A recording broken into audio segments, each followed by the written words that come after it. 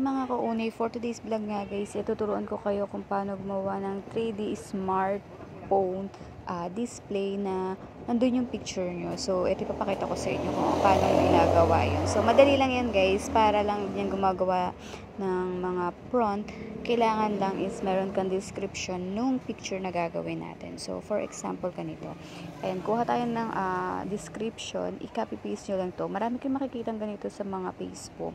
So, kapag na-copy paste mo na yan, punta ka dito sa Google mo, and then i-search mo lang yung Google Gemini AI. So, ayan. Kung saan tayo gumagawa ng mga prompt natin na punta tayo ng ibang bansa. So, i-paste mo lang yan dyan, yung description, and then, tanggalin lang natin yung mga hindi kailangan, and then i-upload mo na yung profile nyo, and then yung Facebook screenshot nyo. So, ayan. Kailangan yung profile screenshot nyo is yung pangalan nyo dun sa Facebook, yung nasa unahan, and then yung picture nyo. So, dalawa yung i-upload natin dito guys, para mag-appear yung picture nyo at saka yung profile ng Facebook mo.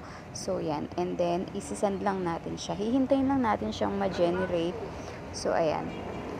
Ayusin lang natin or palitan lang natin yung damit kasi malamang magkakapare-parehas tayo niyan. So, ayan. And then, iintayin lang natin siyang mag-generate. At ipapakita ko sa inyo yung kalalabasan nito.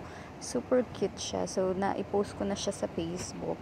So, isa rin to, pwede rin to pagkakitaan guys. Kasi kapag pinost mo to, is mabilis ang earning nito kasi ang cute niyang style. So, ito yung ganyan yung itsura niyan. O, diba? Nandun ka sa picture, tapos yung Facebook mo, yung nasa likod mo. So, ganyan lang. So, hanap ka lang ng mga prompt niyan. So, pag nag-search ka sa Facebook, makikita mo naman yan. So, pwede na yan pang post. So, isa pa, hanap pa ulit tayo. Meron pa ulit ito. Ito, ganitong style naman siya. Nakatayo ka. And then, i-copy paste mo lang yung prompt na to. Prompt niyan. So, ayan. And then, lagay ulit natin dito sa Google Gemini. So, ganyan lang. Paulit-ulit mo lang gawin yan. So, upload mo lang picture mo, and then, isasend na natin, hintayin lang natin i-generate. So, guys, yung mga ganitong AI, sobrang lakas niyang kumita, lalo na kung ikaw is monetize na sa content monetization. So, di ba yung mga picture doon is ang lakas kumita ng mga picture lang. Kahit picture lang siya, may kita talaga. So, dito, ito yung ginagawa ko para magkaroon ng earnings sa aking Facebook. Kasi, yung reels ko guys is wala naman siyang kita. So, simula nung nabago yung Facebook earnings, so, nabago na rin yung kitaan. So, kaya, picture lang yung ina-upload ko. So, mabilis kumita yung picture lang. So, ayan.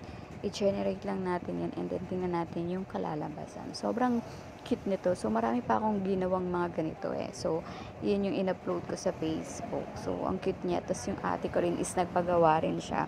Kasi nga, ang cute niya. So, hintayin natin yung i-generate ito. Ipapakita ko ulit sa'yo. Ayan. O, diba? Nakatayo naman. Pero ang liit ng phone natin dyan, no? So, kailangan kasi nababago-bago siya. So, ayan. Kung gusto mo pa ulit maggawa. So, ayan. Copy-paste mo lang din to, yung mga picture. So, ganyan lang naman kadali. So, ayan, i-copy paste mo lang. So, marami to eh. So, hindi ko na to lalahatin. Ayan. So, pinakita ko lang sa inyo kung paano siya gawin. So, ayan. Libre naman guys yung sa Gemini. Yung sa Google Gemini. Kasi, nasa Google nyo lang naman yan. So, ilagay nyo lang yung Gmail nyo at makakagawa ka na dyan. So, ayan.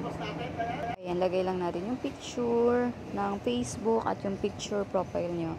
Ayan. So, and then i-generate lang natin. So, ganyan lang kadali yan. So, kung ako sa inyo guys, i-try nyo na to kasi maganda rin itong i-post sa Facebook kasi nga kikita ka talaga agad dito. So, wala tong copyright guys. So, kasi marami na ako nagawang ganito. Wala naman siyang copyright at kumikita talaga siya ng bonggang-bongga. So, hindi naman sa akin kasi konti lang yung followers ko. So, hindi ganun siya kalit. At saka, tamad-tamad din ako mag-reply sa mga comments. So, isa rin yun sa nakapapababa ng earnings. Ayan, o diba? Ang cute. So, ganyan lang guys. Kung ako sa inyo guys, i-try nyo na po ito. Yun lang guys. Thank you for watching.